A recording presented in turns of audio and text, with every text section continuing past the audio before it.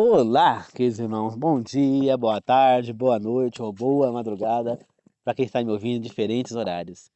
Que a graça do Senhor Jesus Cristo, o amor de Deus e a comunhão do Espírito Santo esteja com todos nós. Na, um feliz fim de semana que se inicia hoje, sexta-feira vai até amanhã, sábado, a todos. Na meditação de hoje falaremos sobre o Deus do Antigo Testamento.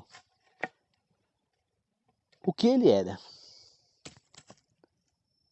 Antes de começar, queridos irmãos, gostaria de pedir que vocês deixem o like aí no vídeo, que vocês compartilhem o vídeo, que vocês assistam o vídeo, que vocês, quem quiser aí opcionar deixar um comentário no vídeo, fique à vontade, agora no decorrer do vídeo, no final do vídeo, tá certo? E aí, aí pode ser um pedido de oração, pode ser uma mensagem de elogio, pode ser uma crítica, pode ser uma sugestão, pode ser um testemunho, pode ser um agradecimento a Deus, enfim, o que você pôr ali, Deus vai ouvir, tá certo? É opcional, pode ser agora, decorrer do vídeo, no final do vídeo. E quem está me ouvindo não se inscreveu no canal de Deus ainda, que é este, por favor, eu peço que se inscreva no canal. Desde já, Deus agradece. Vamos fazer junto uma oração para começar? Querido Deus amado, obrigado por mais este momento, obrigado por mais essa oração, obrigado por mais essa meditação, Senhor. Peço que o Senhor me inspire, Pai, nesse momento, me tome, Senhor, Espírito Santo, que todas as palavras que eu disser venham do Espírito Santo do Senhor, que seja apenas um instrumento, Pai. Peço que os três maiores pessoas do mundo já que eles ensinando, Deus Pai, Deus Filho e Deus Espírito. Peço que ilumine as pessoas que estão ouvindo e a mim também, para que juntos possamos aprender e pôr em prática toda a verdade que será ensinada, já que estamos todos juntos no mesmo barco. Que assim seja, eu oro e peço em nome do Senhor Jesus. Amém. Queridos irmãos, muitos falam que Deus no Antigo Testamento era tirano, ele era violento, ele era vingativo, ele destruía, é destruidor. Mas será que é isso mesmo? Vamos ver. Quando Adão e Eva comeram da fruta proibida, eu falo para você, Deus matou eles por conta disso? Não. Deus os destruiu por conta disso? Não. O que foi que Deus fez? Deu a eles a consequência pelo pecado deles. Porque toda ação tem uma consequência. E qual foi a consequência do pecado deles? Eles perderam o paraíso, foram expulsos. Eva começou a ter dor de parto, né? Ele teve que trabalhar para ter comida. Mas Deus deixou a eles o quê? Uma chance de voltar ao paraíso. Qual que é essa chance? Se arrepender dos seus erros, seguir as orientações que Deus deu a eles, que eram as leis de Deus e tudo mais, e eles, no dia da ressurreição de Cristo, eles iriam voltar ao paraíso. Se eles se arrependeram, eles estarão junto conosco no paraíso. Se eles não se arrependerem, eles irão junto com Caim para o lago de fogo e enxofre. Aí você vê, depois vem Caim. Caim, por acaso, ele não teve chances para se arrepender do erro dele e se voltar para Deus? Teve. Porque Deus não matou porque ele matou Abel. Não, ele deixou ele vivo para que ele se arrependesse. Mas ele não só não se arrependeu, como ele criou uma cidade onde não precisava de Deus para nada e deu o nome do filho dele, Enoque. Né? E foi a cidade que acabou depois de ser destruída pelo dilúvio, a descendência de Caim e alguns descendentes de Sete que se contaminaram com Caim. Então Deus destruiu Caim? Não, ele deu oportunidade a Caim.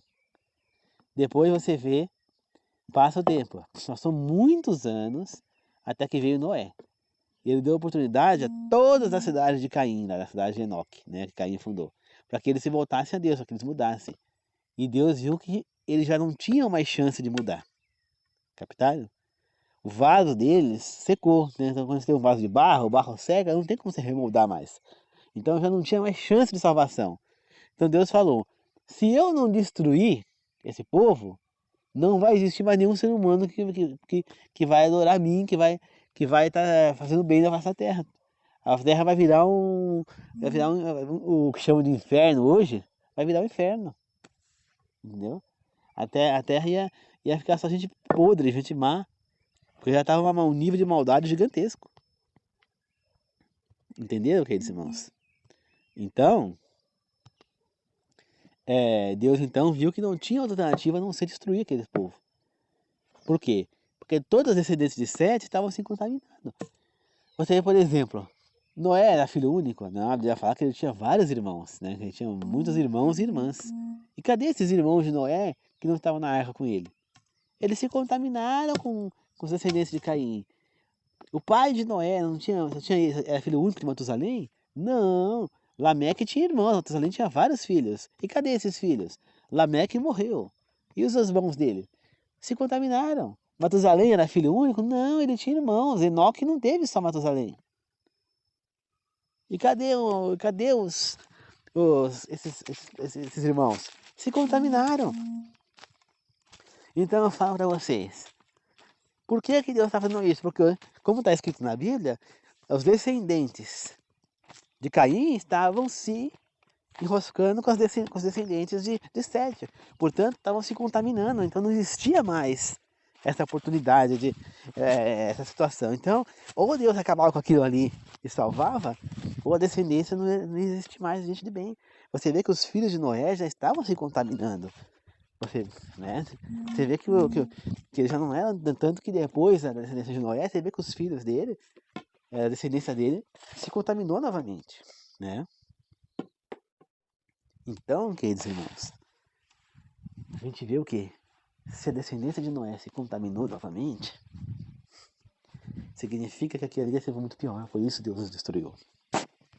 Deus destruiu o povo de Enoque lá, na cidade de Enoque, a gente cair, não com o dilúvio, não por tirania, não, ele deu total chance para eles de se converter. Quando ele chama Noé, que fala que vai vir um dilúvio para ele construir a arca, demorou muitos anos para que Noé construísse aquela arca.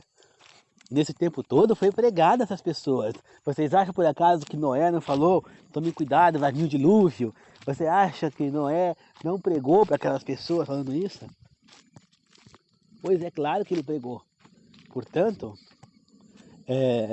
não foi de um momento para outro que Deus destruiu o povo ali. Não, ele deu oportunidades para que este povo pudesse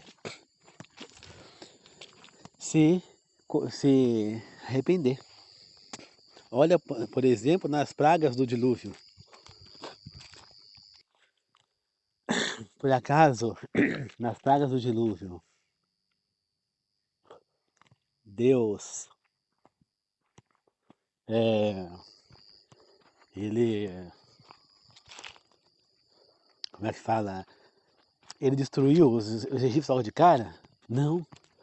O que foi que ele fez? As primeiras pragas não fizeram nada contra a integridade dos egípcios. Qual foi a primeira praga? O rio Nilo virou sangue. Essa praga fez com que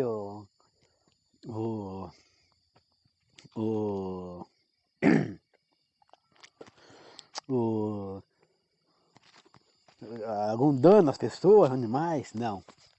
Simplesmente só os peixes do rio que morreram, né? Mas Deus não atacou nenhum ser humano ali. Ele deu oportunidade para que os egípcios se voltassem a favor de Deus, né? Ele mostrou a primeira praga do sangue. Depois a segunda praga, qual foi? Mosca, né? Rãs, desculpa. A rãs. Por acaso as rãs fizeram algum mal às pessoas? Não, ninguém morreu nessa praga também. Depois foi vindo as pragas, elas foram aumentando gradativamente. Deus estava querendo o quê? Chamar a atenção do povo egípcio que eles se voltassem a Deus. Ele tentou de todo jeito. Antes, você vê que a praga final, realmente, ali derradeira, que foi a praga da morte, foi a última, né? Onde Deus matou os primogênitos. Mas foi a última, depois que Deus esgotou todas as possibilidades. Então foi por um bem maior. E essas pragas caíram não só para chamar a atenção dos próprios egípcios, mas também dos israelitas e também dos povos que existiam naquele momento. Povos esses que também não se voltaram a Deus, que depois os israelitas precisaram passar e destruí-los, né, para tomar as terras. Por quê? Porque eles não se voltaram a Deus. Você vê que Raabe se voltou a Deus só de saber o que Deus tinha feito aí nesses outros lugares. Só de saber. Mas o povo não. Então Deus deu oportunidades. Se você ver a Nínive, por exemplo, Deus matou os ninivitas logo de cara? Não. Ele usou um profeta para ir e alertar os ninivitas das coisas. E eles se arrependeram e Deus então mudou de ideia e não os destruiu. Você vê que por várias vezes Deus manda os profetas avisar o que ia acontecer. Você vê que Jeremias, Ezequiel, cansaram de pregar a Israel e a Judá que Deus estava alertando que eles iam ser destruídos, que Nabucodonosor ia invadir, né, Babilônia, que não sei o quê, para eles se voltarem a Deus, e eles não ouviram, né, os profetas. Então Deus, em nenhum momento, ele atacou e destruiu as pessoas que estavam fazendo mal. Quantos anos aquele povo fez mal em Israel, até que Deus então mandou a Síria para destruir o reino de Israel, e depois os babilônios para levar o povo de Israel cativo, lá, de Judá cativo para a Babilônia. Muitos anos se passaram, muitos anos. A gente vê mais de 1000 anos, porque depois que Josué morreu, veio os juízes. Depois do último juiz veio Saul como rei. Depois de Saul veio Davi. Depois de Davi foi passando várias e várias gerações de reis até o momento do final. Olha quantos reis teve Israel, Judá, antes da destruição. Deus nunca foi tirano. Ele sempre agiu como o quê? Como um pai. É exatamente esse mesmo Deus que você vê no Novo e no Velho Testamento. Ele age como pai, né? Foi assim que ele tratou Adão. Quando ele cria Adão no Éden, ele trata Adão como um filho. E ele é assim que ele nos se revela. Você vê que quando Jesus dá a oração, como que ele começa a oração? Pai nosso que estás no céu. Portanto, Deus se mostra sendo o Pai nosso que estás no céu. Então, é exatamente assim que ele agia no Velho Testamento, corrigindo e disciplinando. Então, ele deu chance, ele orientou, ele mandou profetas para que orientassem os seus descendentes. Você vê que quando o povo quis fazer mal a Israel, no caso dos judeus lá, na época de Esther, ele fez o quê? Ele fez, não só fez se levantar a rainha Esther lá para defender o povo de Israel, como ele destruiu o inimigo Amã. Porque Amã foi muito mal ali. Ele quis destruir um povo inteiro por ódio, por sei lá por que motivo mais, né? Por revolta, né? Porque Deus mandou os israelitas destruir os descendentes deles lá, né? Que eram era amoreus, né? Malequitas, não amoreus, que é amoreus, né? Porque os amoreus atacaram o povo de Israel quando saiu do Egito, entendeu? Então, e aí essa revolta, e ainda mais por Mordecai não se rebaixar aí lá, não se ajoelhar para ele, fazer reverência quando ele passava, só porque ele era o primeiro-ministro. Não, Mordecai só prestava reverência a Deus. Então Deus viu tudo que ele fez, a ruindade dele. Deus só foi depois da chance. Quanto tempo demorou Amã para morrer?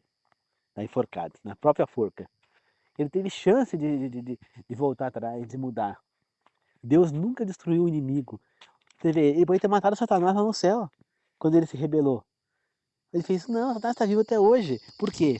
Deus está mostrando que ele não é violento, que ele não é vingativo, ele não é tirano. Ele está mostrando quem Satanás realmente é. É ele quem quer passar para a gente essa falsa imagem de Deus. Entendeu? Para quê? Para que nós ficar achando que Deus era um tirano, que o Deus no Testamento era isso, que agora é outro. Não. Ele sempre foi a mesma coisa, amor, carinho, misericordioso, enfim.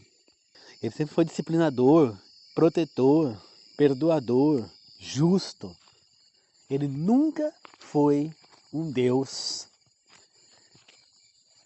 que quis violência, pelo contrário.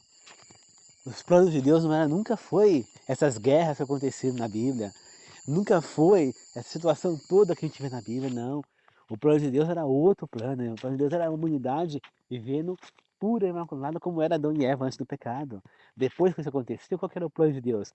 Ele levantou Abraão e a descendência dele queria fazer um povo diferente, um povo que tinha o regime de teocracia, ou seja, ele próprio Deus, Jesus, era o rei daquele povo, um povo que fazia o que era certo nas olhos de Deus, que fazia sacrifícios para Deus, que pegava e se vestia adequadamente diferente dos demais povos, que eram pessoas que prestavam reverência somente a Deus, pessoas que praticariam o bem.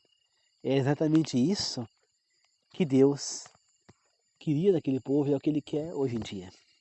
Captaram? Então esse Deus, ele queria isso. Mas infelizmente o povo decidiu se rebelar, o povo decidiu adorar outros deuses, traindo assim o Senhor, né? E se enfraquecendo, e se contaminando, ficando impuros, caindo em trevas. E o que acontece com isso? Deus, o Espírito Santo, Jesus, eles não podem chegar perto de quem está em trevas.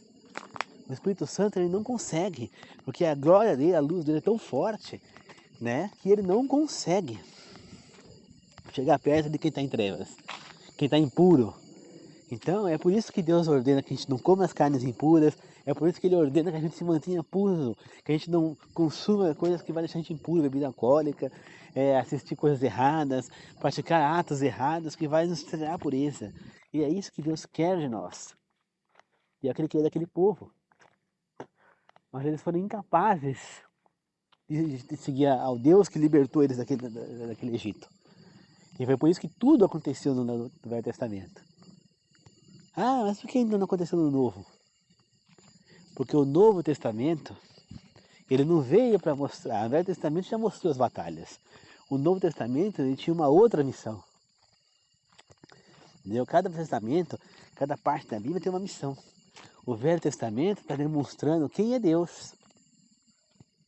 Está demonstrando um Deus protetor, está demonstrando um Deus que protegeu a sua nação, um Deus que defendeu os seres humanos o mais que ele pôde, que tentou de todo jeito salvar as pessoas. Ele mostra um Deus querendo ser amoroso com o seu povo, com a sua nação ali eleita, mas por outro lado, ele mostra um povo rebelde que está rejeitando a esse Deus maravilhoso. E mostra um Deus paciente, um Deus justo, um Deus misericordioso, um Deus querendo perdoar. Mas infelizmente o povo não queria esse perdão. O povo insistiu até que Deus deu um basta. Ele falou, chega, vou expulsar da minha vista. E ele saiu do templo, foi embora e largou o povo à míngua. E o templo foi destruído. O povo passou a ver o templo como sendo objeto de adoração e não mais a Deus. O povo começou a adorar os falsos deuses dos povos vizinhos. O povo quis se igualar aos povos sendo rei. O povo, ele foi indo querendo ser iguais aos outros. Abandonando a Deus gradativamente. Deus tentou de todo jeito, né? Os próprios reis não temiam a Deus. Alguns temiam, né? Com o caso de Davi, depois Salomão, que também se desviou do caminho, né? Teve esse que não sei se é Ezequiel, não sei se é Ezequiel, né? Também foi um rei de bem. Josias também foi um rei de bem,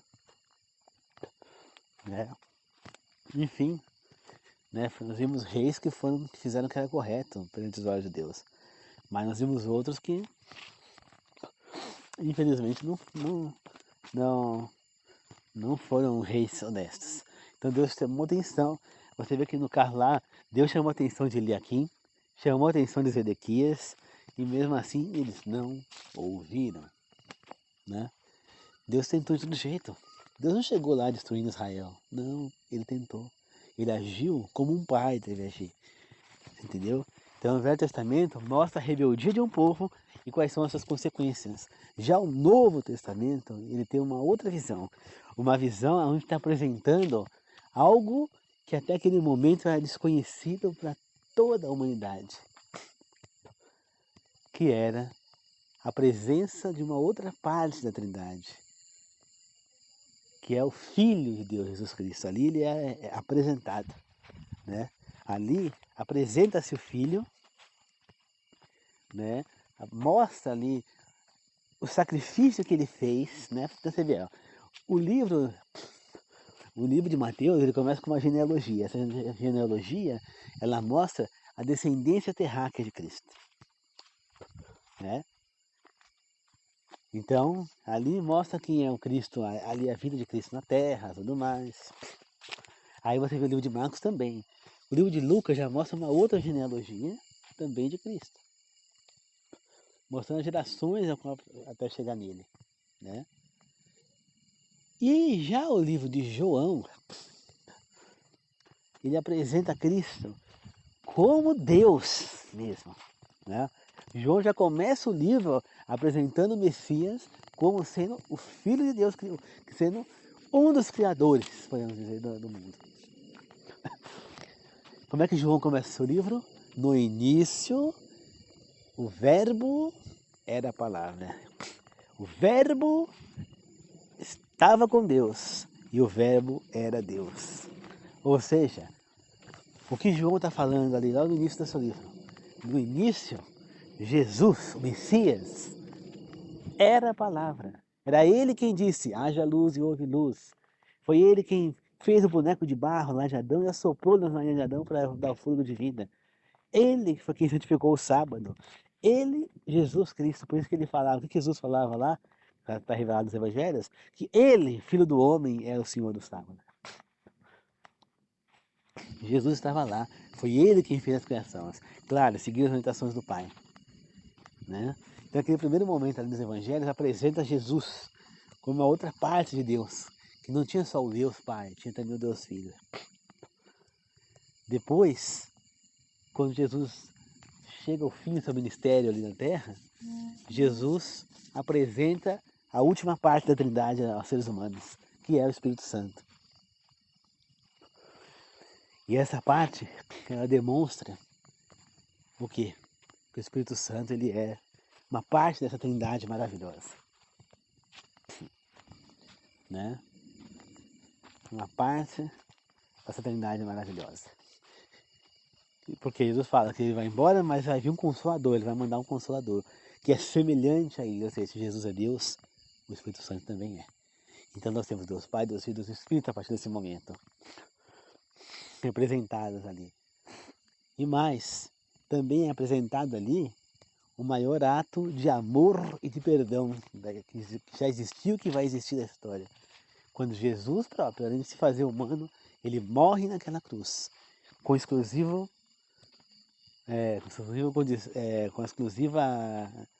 como é que fala, motivo, que era para salvar a humanidade. Uma humanidade que você olha no Velho Testamento e vê. Você acha que você, lendo o Velho Testamento, a humanidade que você viu ali, tudo que aconteceu naquele Velho Testamento, merecia que Jesus fizesse esse sacrifício e morresse, virasse humano e morresse por nós, para nos dar direito à vida eterna? Queridos irmãos, acabei de ler, terminei ontem o Velho Testamento no ano bíblico, e eu posso garantir para vocês, não tinha um mínimo merecimento. Ele fez isso porque ele é misericordioso, porque ele ama, porque ele sabe o que ele é? Pai. Ali foi mais um ato mostrando o amor que ele tinha para a humanidade e demonstrando quem é que ele era realmente, Pai. Por quê? Porque provavelmente aquele povo achava mesmo que o Deus era um tirano, que Deus era isso, que Deus era aquele outro. Mas com o sacrifício de Jesus ele mostrou que Deus é Pai. Né? Ele morreu para salvar os próprios filhos. Olha só. O pai, será que um pai, por exemplo, ele vê lá, ele não daria a própria vida para salvar a vida de um filho? A maioria dos pais, sim. Né? Quando eu falo pai, eu falo pai e mãe, né? Principalmente as mães. Então, claro que eles morreriam para salvar a vida do filho. Não é? Será que, por acaso,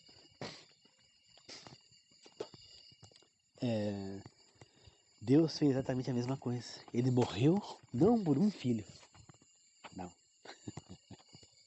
Ele morreu para salvar todos os seus filhos. Claro que ele sabia que muitos não iriam se salvar porque não iam aceitar.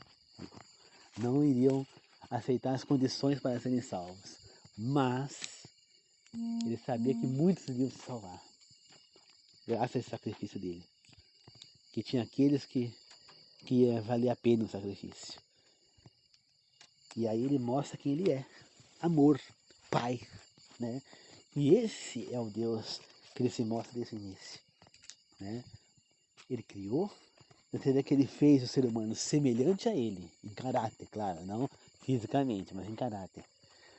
E ele, né, em personalidade, caráter. E ele fez o quê? Ele deu um paraíso para Adão viver.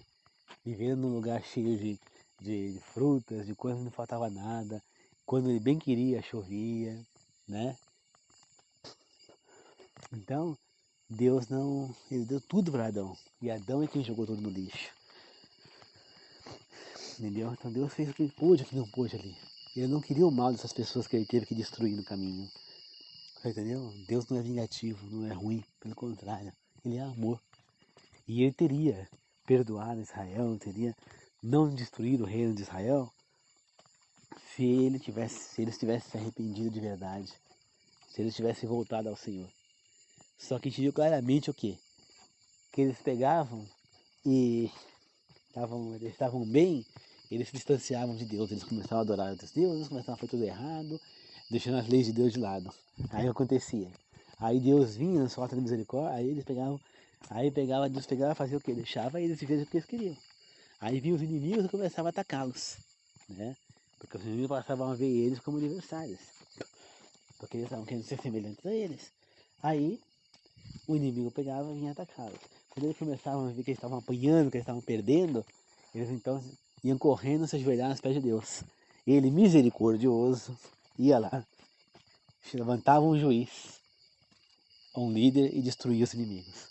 Aí estava tudo bem novamente, porque Deus mandou o juiz lá tudo para ajudar, né?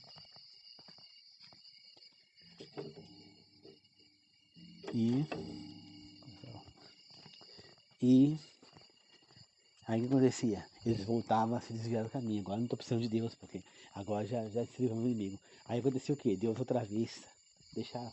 Vinha os inimigos, outra vez atacavam eles. E aí Deus fazia o quê? Deixava eles atacarem. Porque eles se distanciaram. Aí eles pegavam, se humilhavam correndo para Deus, porque estavam precisando dele. Ele ia lá outra vez, matava um juiz, matava um líder para libertá-los. E eles pegavam, em vez de ficarem gratos a Deus, outra vez abandonavam o Senhor. Até que Deus cansou e desistiu deles. Isso aconteceu anos após anos, né? Muitas vezes estava lá o rei fazendo o que era errado, aí Deus pegava, levantava um inimigo contra, eles iam correndo olhar a Deus. Teve o caso, não sei se foi Manassés, não lembro qual foi o rei, foi Manassés, que pegou e, fez o que era errado perante os olhos de Deus. Não tenho certeza se foi ele ou se foi Azarias, não lembro quem foi o rei. Eu lembro que fez o que era errado perante os olhos do Senhor, era um cara mau, né? O pai dele era justo.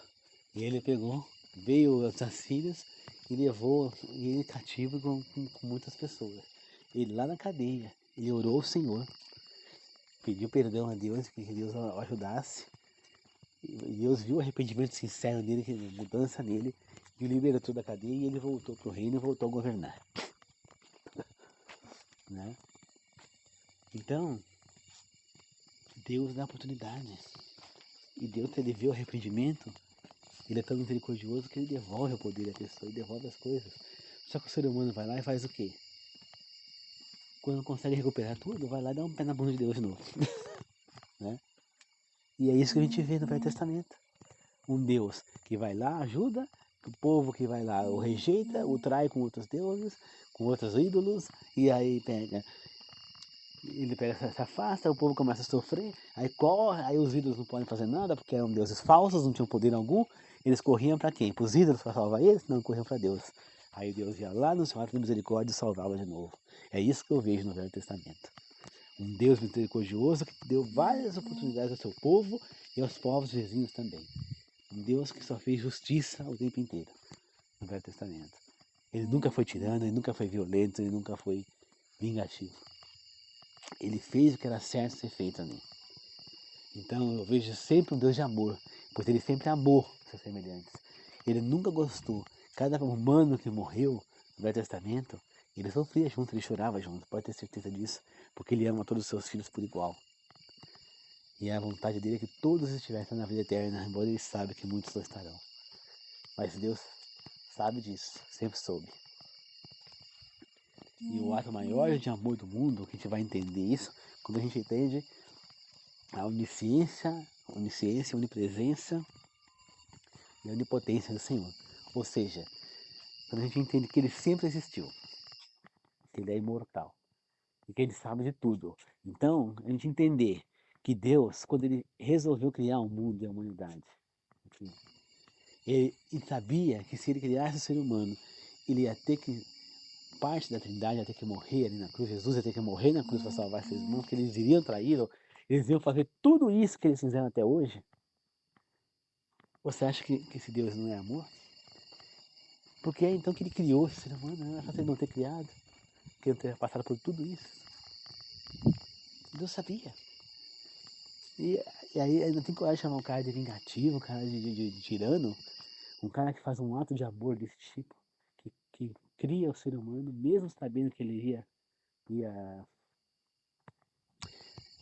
obrigá-lo a morrer na cruz, a salvar. Gente, é claro que Deus nunca foi tirano, pelo contrário. O Deus do Velho Testamento é um Deus de amor, é um Deus de justiça, é um Deus de carinho, é um Deus de afeto, é um Deus que ama a todos os seres humanos, toda a humanidade. E pode ter certeza, é o mesmo Deus que existe até hoje. No Novo Testamento, ele mostrou um ato de amor, ali foi um ato do pagamento do pecado, foi a redenção do pecado, né? Ele veio ali para salvar o ser humano da morte eterna. Então ele veio ali e fez a redenção, se sacrificou por nós. Porém, ali é um outro lado. Você vê que a vida para aí. Depois que os apóstolos morrem, não tem mais. Por quê? Porque ali era para mostrar o que Deus fez. No Novo Testamento, ele demonstra o quê? Deus ele veio, ele mesmo se fez carne ali, Jesus Cristo. Depois ele morre naquela cruz para salvar, depois ele vai embora, manda o Espírito Santo Consolador. E ele levanta os apóstolos assim, para pregar em nome dele, para trazer as pessoas para a nova realidade que ele estava querendo propor. Até o último apóstolo morrer. Mas ele deixou discípulos por aí. A Bíblia acaba com o último, foi João. Né? Então é isso, queridos irmãos. Será que esse Deus que mandou profetas, fez de tudo para não ter que fazer coisas que ele foi obrigado a fazer, que o povo rejeitou? Você acha que esse Deus é um tirano? Que esse Deus é um banana? Que esse Deus não vale nada? Não?